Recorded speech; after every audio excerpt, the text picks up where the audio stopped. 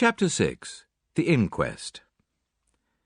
In the interval before the inquest, Poirot was unfailing in his activity. Twice he was closeted with Mr. Wells. He also took long walks into the country. I rather resented his not taking me into his confidence, the more so as I could not in the least guess what he was driving at. It occurred to me that he might have been making inquiries at Rake's farm. So, finding him out when I called at Leastways Cottage on Wednesday evening, I walked over there by the fields hoping to meet him. But there was no sign of him, and I hesitated to go right up to the farm itself. As I walked away, I met an aged rustic who leered at me cunningly. "You'm from the Hall, bain't you?" he asked. Yes, I'm looking for a friend of mine whom I thought might have walked this way."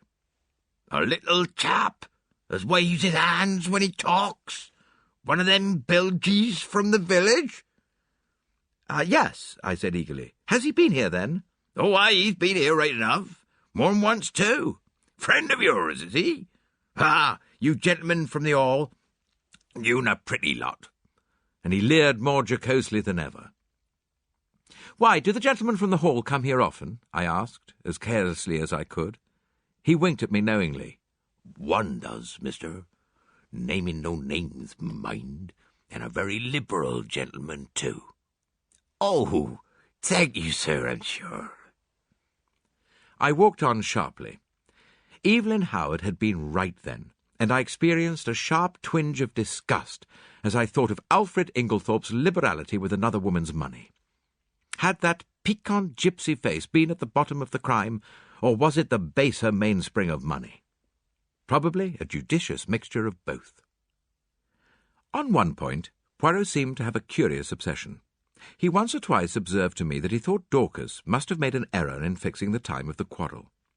He suggested to her repeatedly that it was 4:30 and not 4 o'clock when she had heard the voices. But Dorcas was unshaken. Quite an hour, or even more, had elapsed between the time when she had heard the voices and 5 o'clock when she had taken tea to her mistress. The inquest was held on Friday at the Stylites Arms in the village. Poirot and I sat together, not being required to give evidence. The preliminaries were gone through. The jury viewed the body, and John Cavendish gave evidence of identification. Further questioned, he described his awakening in the early hours of the morning and the circumstances of his mother's death. The medical evidence was next taken. There was a breathless hush, and every eye was fixed on the famous London specialist, who was known to be one of the greatest authorities of the day on the subject of toxicology. In a few brief words, he summed up the result of the post-mortem. Shorn of its medical phraseology and technicalities, it amounted to the fact that Mrs. Inglethorpe had met her death as the result of strychnine poisoning. Judging from the quantity recovered, she must have taken not less than 3/4 of a grain of strychnine, but probably 1 grain, or slightly over. "Is it possible that she could have swallowed the poison by accident?" asked the coroner. "I should consider it very unlikely. Strychnine is not used for domestic purposes, as some poisons are, and there are restrictions placed on its sale." "Does anything in your examination lead you to determine how the poison was administered?" "No." "You arrived at Styles before Dr. Wilkins, I believe." "That is so. The motor met me just outside the lodge gates, and I hurried there as fast as I could." "Will you relate to us exactly what happened next?" "I entered Mrs. Inglethorpe's room. She was at that moment in a typical tetanic convulsion. She turned towards me and gasped out, 'Alfred, Alfred.'" "Could the strychnine have been administered in Mrs. Inglethorpe's after-dinner coffee, which was taken to her by her husband?" "Possibly, but strychnine is a fairly rapid drug in its action. The symptoms appear from 1 to 2 hours after it has been swallowed. It is retarded under certain conditions, none of which, however, appear to have been present in this case. I presume Mrs. Inglethorpe took the coffee after dinner about 8 o'clock, whereas the symptoms did not manifest themselves until the early hours of the morning, which, on the face of it, points to the drug having been taken much later in the evening." "Mrs. Inglethorpe was in the habit of drinking a cup of cocoa in the middle of the night. Could the strychnine have been administered in that?" "No. I myself took a sample of the cocoa remaining in the saucepan and had it analysed. There was no strychnine present. I heard Poirot chuckle softly beside me. "How did you know?" I whispered. Listen. "I should say," the doctor was continuing, "that I would have been considerably surprised at any other result. Why?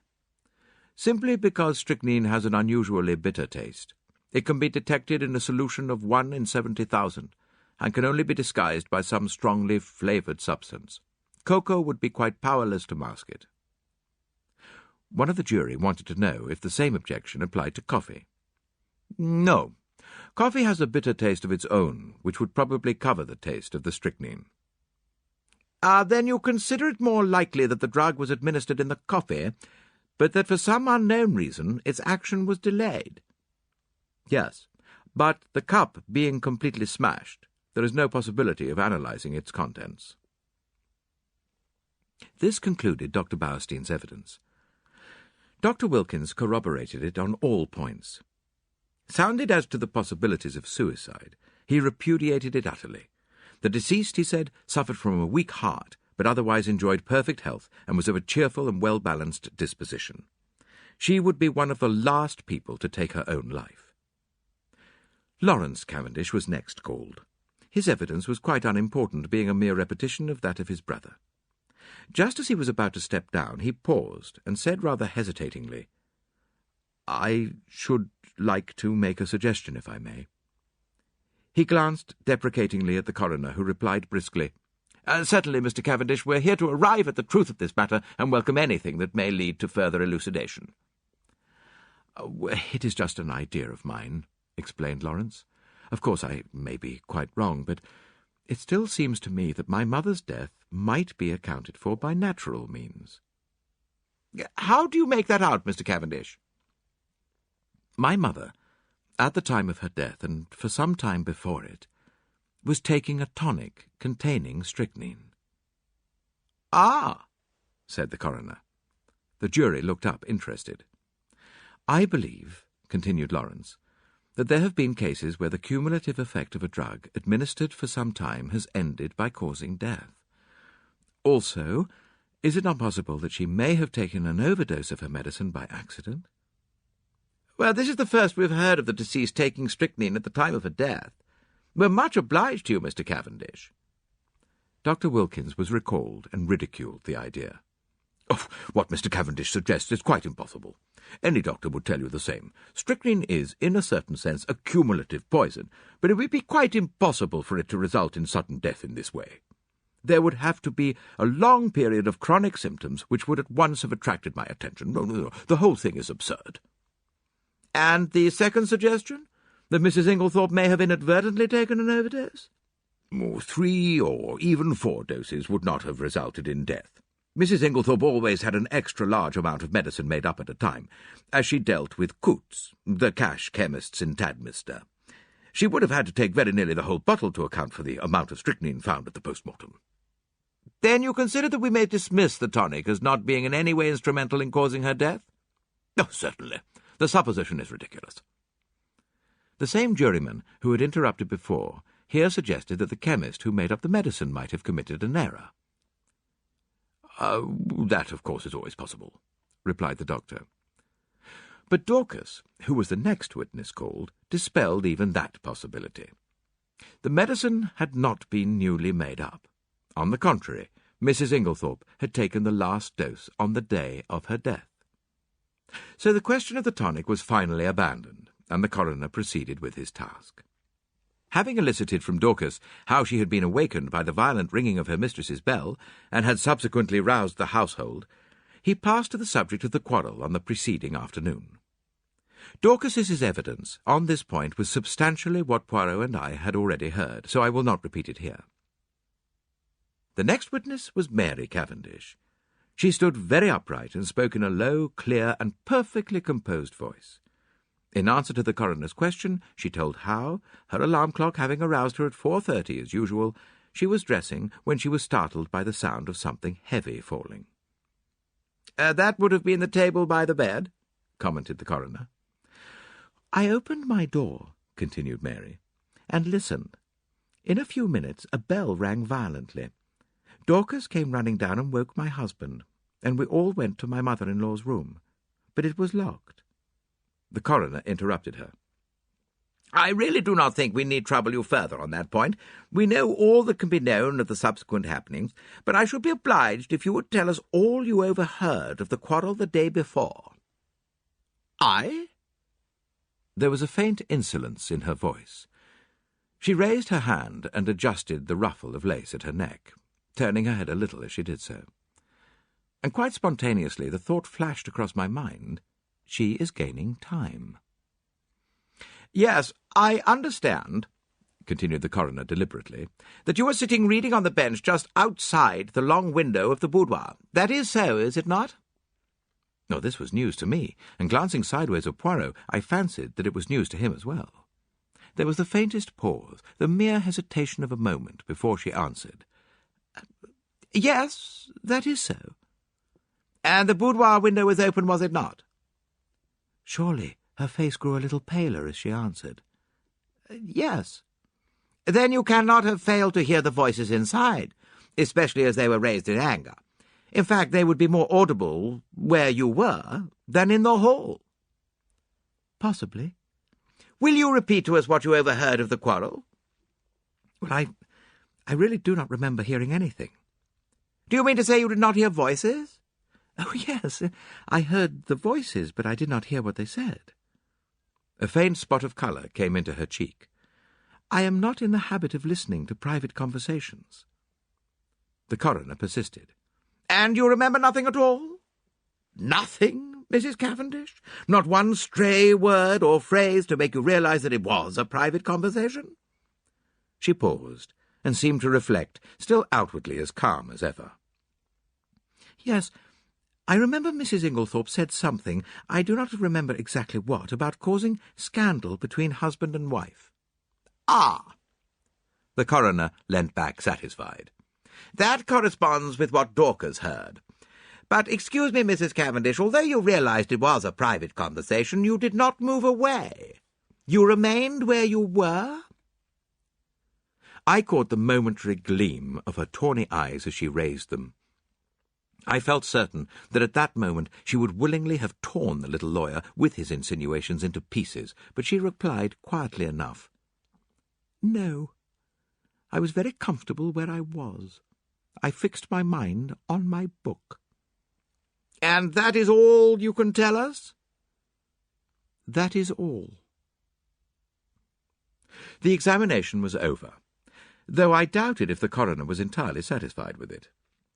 I think he suspected that Mary Cavendish could tell more if she chose.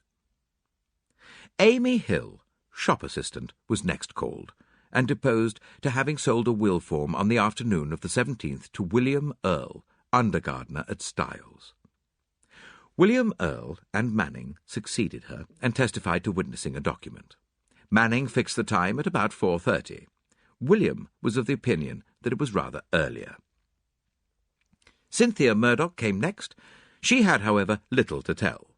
She had known nothing of the tragedy until awakened by Mrs. Cavendish. You did not hear the table fall? No, I was fast asleep.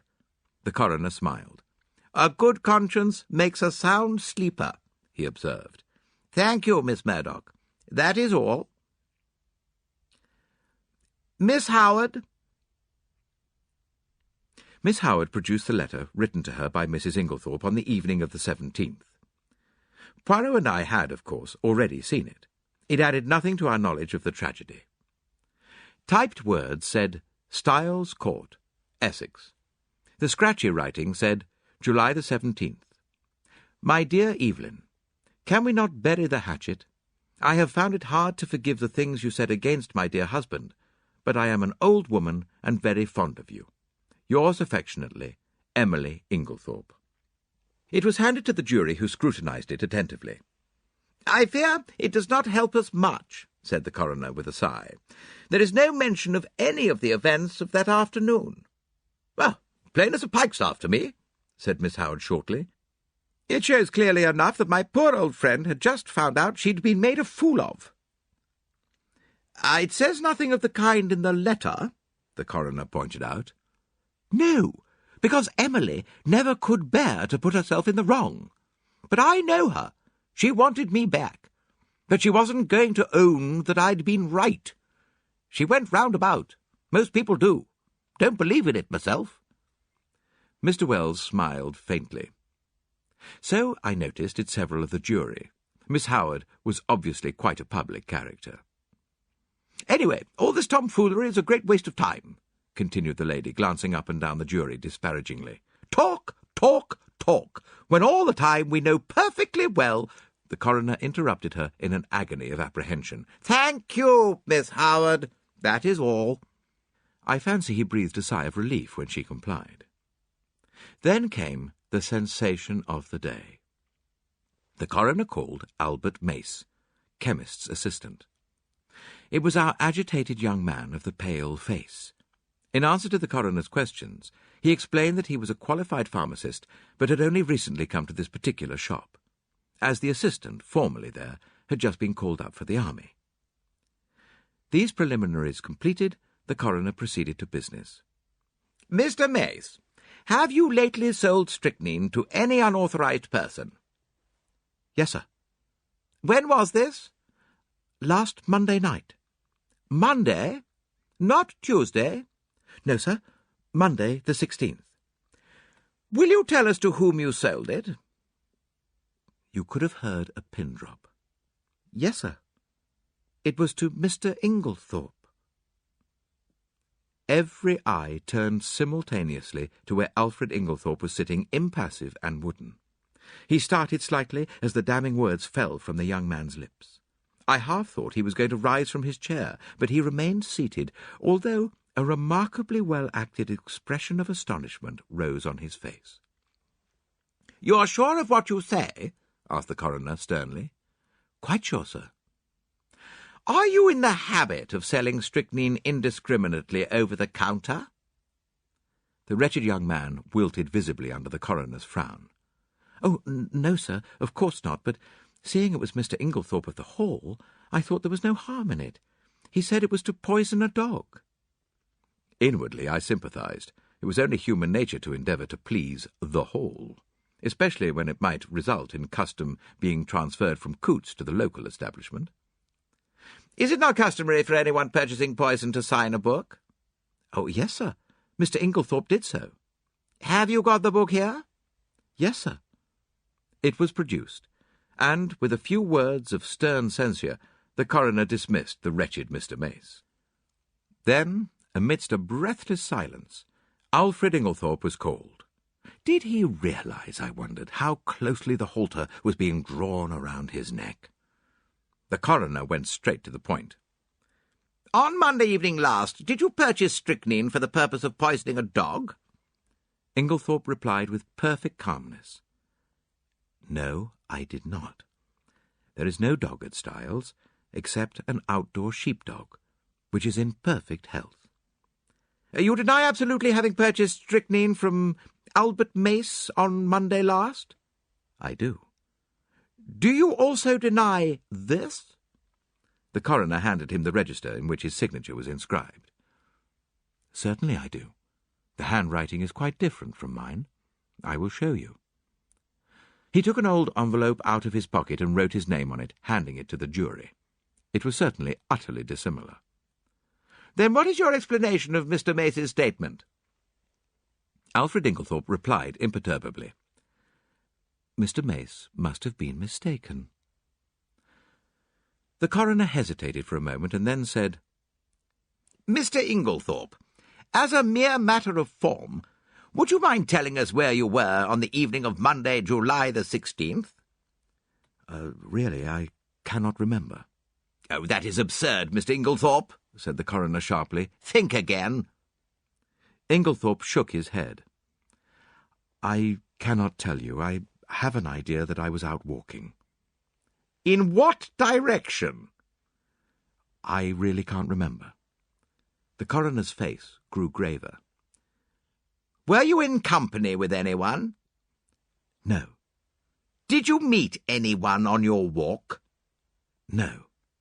"That is a pity," said the coroner dryly. I am to take it, then, that you decline to say where you were at the time that Mr. Mace positively recognised you as entering the shop to purchase strychnine? If you like to take it that way, yes. Be careful, Mr. Inglethorpe. Poirot was fidgeting nervously. "Sacré!" he murmured. "Does this imbecile of a man want to be arrested?" Inglethorpe was indeed creating a bad impression. His futile denials would not have convinced a child. The coroner, however, passed briskly to the next point, and Poirot drew a deep breath of relief. You had a discussion with your wife on Tuesday afternoon. Pardon me, interrupted Alfred Inglethorpe. You have been misinformed. I had no quarrel with my dear wife. The whole story is absolutely untrue. I was absent from the house the entire afternoon. Have you anyone who can testify to that? You have my word, said Inglethorpe haughtily. The coroner did not trouble to reply. There are 2 witnesses who will swear to having heard your disagreement with Mrs. Inglethorpe. Those witnesses were mistaken. I was puzzled. The man spoke with such quiet assurance that I was staggered. I looked at Poirot. There was an expression of exultation on his face which I could not understand. Was he at last convinced of Alfred Inglethorpe's guilt? Mr. Inglethorpe, said the coroner, you have heard your wife's dying words repeated here. Can you explain them in any way? Certainly I can. Oh, you can? It seems to me very simple. The room was dimly lighted. Dr. Bowerstein is much of my height and build, and, like me, wears a beard. In the dim light, and suffering as she was, my poor wife mistook him for me. "Ah," murmured Poirot to himself, "but it is an idea, that." "You think it is true?" I whispered. "I do not say that, but it is truly an ingenious supposition." You read my wife's last words as an accusation, Inglethorpe was continuing. They were, on the contrary, an appeal to me. The coroner reflected a moment, then he said, I believe, Mr. Inglethorpe, that you yourself poured out the coffee and took it to your wife that evening? I poured it out, yes, but I did not take it to her. I meant to do so, but I was told that a friend was at the hall door, so I laid down the coffee on the hall table. When I came through the hall again a few minutes later, it was gone. This statement might or might not be true, but it did not seem to me to improve matters much for Inglethorpe. In any case, he had had ample time to introduce the poison. At that point, Poirot nudged me gently, indicating 2 men were sitting together near the door. One was a little, sharp, dark, ferret-faced man. The other was tall and fair. I questioned Poirot mutely. He put his lips to my ear. "Do you know who that little man is?" I shook my head. "That is Detective Inspector James Japp of Scotland Yard. Jimmy Japp. The other man is from Scotland Yard too. Things are moving quickly, my friend." I stared at the 2 men intently. There was certainly nothing of the policeman about them. I should never have suspected them of being official personages. I was still staring when I was startled and recalled by the verdict being given. Wilful murder against some person or persons unknown.